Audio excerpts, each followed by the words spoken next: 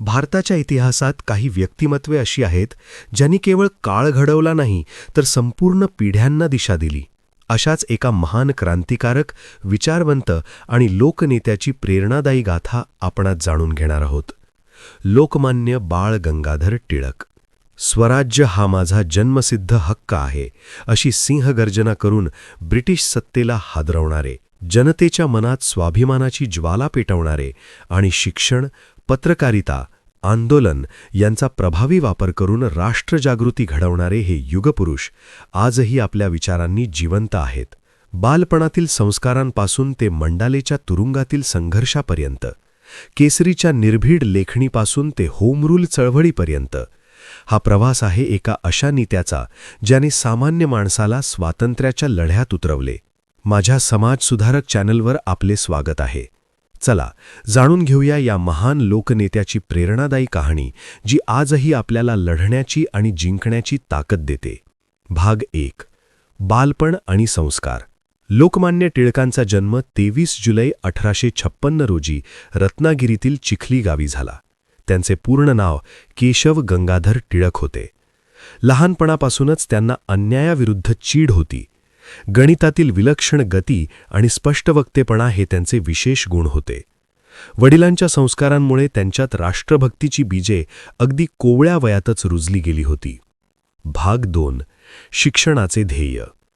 टिळक केवळ पदवीधर होऊन सरकारी नोकरी करू शकले असते, पण त्यांनी देशाच्या सेवेचा मार्ग निवडला. आगरकर आणि चिपळूणकर यांच्या सहकार्याने त्यांनी शिक्षणाचे महत्त्व ओळखले. सामान्य जनतेला स्वस्थ आणि दर्जेदार शिक्षण मिळावे या उद्देशाने त्यांनी 1880 मध्ये न्यू इंग्लिश स्कूलची स्थापना करून शैक्षणिक क्रांतीचा पाया रचला. भाग 3. सार्वजनिक जीवनात पदार्पण. केवळ शिक्षण देऊन समाज सुधारणार नाही हे ओळखून टिळकांनी पत्रकारितेत पाऊल टाकले. केसरी, मराठी आणि मराठा, इंग्रजी ही 2 वृत्तपत्रे त्यांनी सुरू केली. सरकारचे डोके ठिकाणावर आहे का यांसारख्या अग्रलेखांतून त्यांनी ब्रिटिश सत्तेला थेट आव्हान दिले आणि सामान्य जनतेच्या मनातील भीती पूर्णपणे काढून टाकली. भाग 4. सार्वजनिक उत्सवांची सुरुवात. जनतेला एकत्र आणण्यासाठी टिळकांनी कल्पक मार्ग शोधले. 1893 मध्ये त्यांनी सार्वजनिक गणेशोत्सव आणि 1895 मध्ये शिवजयंती उत्सवांना सुरुवात केली. या माध्यमातून समाजातील जातीभेद विसरून लोक एकत्र येऊ लागले. धार्मिक व्यासपीठाचा वापर त्यांनी राष्ट्रजागृतीसाठी आणि राजकीय प्रबोधनासाठी अतिशय प्रभावीपणे करून समाज संघटित केला. भाग 5. स्वराज्य हा माझा जन्मसिद्ध हक्क आहे. भारतीय स्वातंत्र्य लढ्याला टिळकांनी चतुःसूत्रीचा मंत्र दिला: स्वराज्य, स्वदेशी, बहिष्कार आणि राष्ट्रीय शिक्षण. त्यांनी गर्जना केली, स्वराज्य हा माझा जन्मसिद्ध हक्क आहे आणि तो मी मिळवणारच. या एका वाक्याने संपूर्ण भारतात चैतन्याची लाट पसरली आणि इंग्रजांच्या साम्राज्याला हादरवून सोडणारी एक मोठी शक्ती निर्माण झाली. भाग 6. जहाल कालखंडाचे नेतृत्व. काँग्रेसमधील मवाळ धोरणांना बाजूला सारून टिळकांनी जहाल विचारांचे नेतृत्व केले.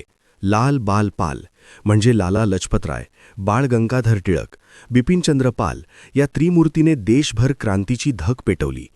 केवळ विनंत्या करून स्वातंत्र्य मिळणार नाही तर त्यासाठी संघर्ष करावा लागेल हा ठाम विचार त्यांनी जनतेच्या मनात खोलवर रुजवला. भाग 7.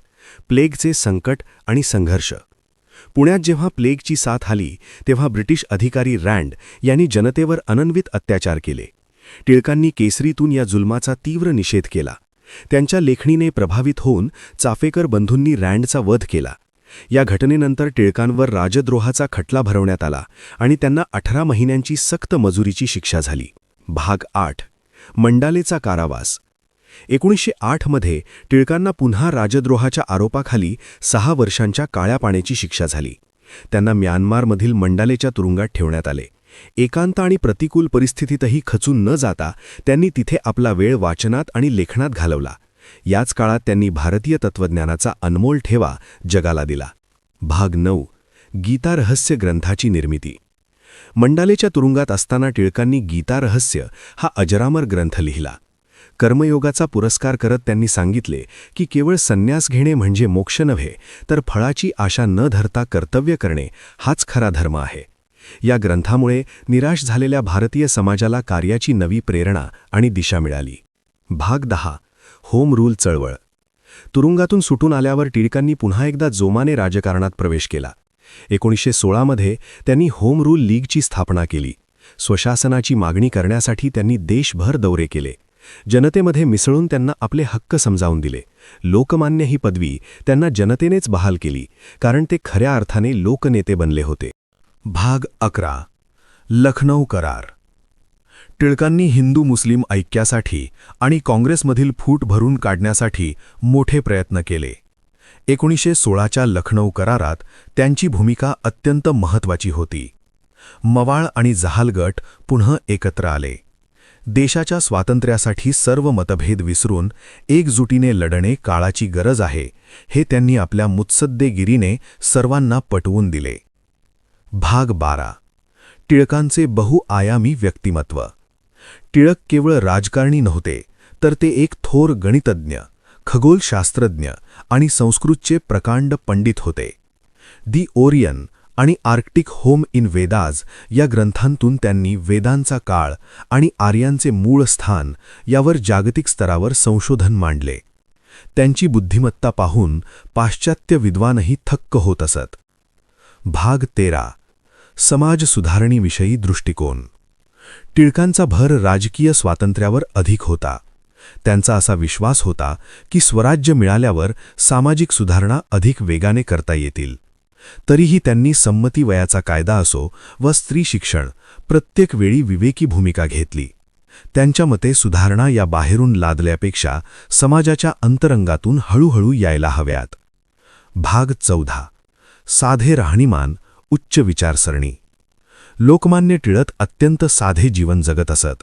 धोतर, उपरणे, डोक्यावर पगडी आणि हातात काठी हा त्यांचा पेहराव होता.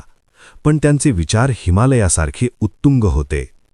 त्यांच्याकडे येणारा प्रत्येक कार्यकर्ता त्यांच्या साधेपणाने आणि निर्भीडपणाने प्रभावित होत असे. ते खऱ्या अर्थाने ऋषितुल्य लोकनेते होते. भाग 15. कामगार चळवळीला पाठिंबा. टिळकांनी केवळ मध्यमवर्गीयांनाच नाही, तर कामगार वर्गालाही संघटित केले. जेव्हा त्यांना शिक्षा झाली तेव्हा मुंबईच्या कामगारांनी पहिल्यांदा राजकीय संप पुकारला होता. टिळकांनी कामगारांच्या हक्कासाठी आवाज उठवला आणि त्यांना राष्ट्रीय प्रवाहात आणले. सामान्य माणसाचा नेता कसा असावा याचा आदर्श त्यांनी घालून दिला. भाग 16. स्वदेशीचा पुरस्कार. परकीय मालावर बहिष्कार टाकून स्वदेशीचा वापर करण्याचे आवाहन टिळकांनी केले. त्यांनी पैसा फंड, काचेच्या कारखान्यासारख्या उद्योगांना प्रोत्साहन दिले. आर्थिक स्वातंत्र्य असल्याशिवाय राजकीय स्वातंत्र्य टिकणार नाही, हे त्यांचे दूरदृष्टीचे विचार आजही आत्मनिर्भर भारत मोहिमेसाठी तितकेच लागू पडतात आणि प्रेरणादायी ठरतात. भाग 17. अखेरचा प्रवास. सततचा प्रवास आणि दगदगीमुळे टिळकांची प्रकृती खालावली. 1 ऑगस्ट 1920 रोजी मुंबईतील सरदार गृह येथे या महासूर्याचा अस्त झाला. त्यांच्या निधनाने संपूर्ण भारत देश शोकाकुल झाला. गांधीजींनी त्यांना आधुनिक भारताचा निर्माता म्हटले. त्यांच्या अंत्ययात्रेला जमलेली अलोट गर्दी त्यांच्या लोकप्रियतेची साक्ष देत होती. भाग 18. टिळकांचा वारसा. टिळकांच्या निधनानंतर भारतीय राजकारणात गांधीयुगाची सुरुवात झाली. मात्र टिळकांनी तयार केलेली जनआंदोलनाची पार्श्वभूमी गांधीजींना खूप उपयुक्त ठरली. सामान्य माणसाला राजकारणात आणण्याचे श्रेय टिळकांनाच जाते. त्यांनी पेटवलेली स्वातंत्र्याची मशाल पुढे क्रांतिकारकांनी आणि नेत्यांनी अधिक प्रज्वलित केली. भाग 19. तरुणांसाठी प्रेरणा. आजच्या तरुणांसाठी लोकमान्य टिळक हे निर्भीडता आणि अभ्यासू वृत्तीचे प्रतीक आहेत. कोणत्याही संकटात न डगमगता आपल्या तत्वांवर ठाम राहणे त्यांनी शिकवले. वाचाल तर वाचाल हा संदेश कृतीत आणून त्यांनी ज्ञानाची उपासना केली. त्यांची शिस्त आणि ध्येयवादाचा वारसा आपण जपायला हवा. भाग 20.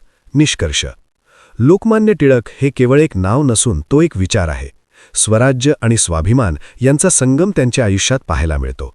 माझ्या समाजसुधारक चॅनलच्या माध्यमातून आज आपण या महान व्यक्तिमत्वाला अभिवादन केले. हा प्रवास इथे संपत नाही, तर त्यांच्या विचारांनी आपल्याला सदैव कार्यप्रवण राहायचे आहे. मित्रांनो, लोकमान्य बाळ गंगाधर टिळक यांचे जीवन आपल्याला एक गोष्ट शिकवते. परिस्थिती कितीही कठीण असली तरी ध्येयासाठी लढत राहणे कधीही सोडू नये. स्वराज्य, स्वाभिमान आणि संघर्ष यांचा संगम म्हणजे टिळक. त्यांनी पेटवलेली विचारांची ज्योत आजही आपल्या प्रत्येकाच्या मनात प्रेरणा देत राहते. जर तुम्हाला अशीच प्रेरणादायी आणि इतिहास बदलणाऱ्या समाजसुधारकांची कहाणी पाहायची असेल तर आपल्या समाजसुधारक चॅनलला नक्की सबस्क्राईब करा, व्हिडिओला लाईक करा आणि शेअर करून हा विचार अधिकाधिक लोकांपर्यंत पोहोचवा. पुन्हा भेटूया अशाच एका महान व्यक्तिमत्वाच्या प्रेरणादायी प्रवासासोबत. धन्यवाद.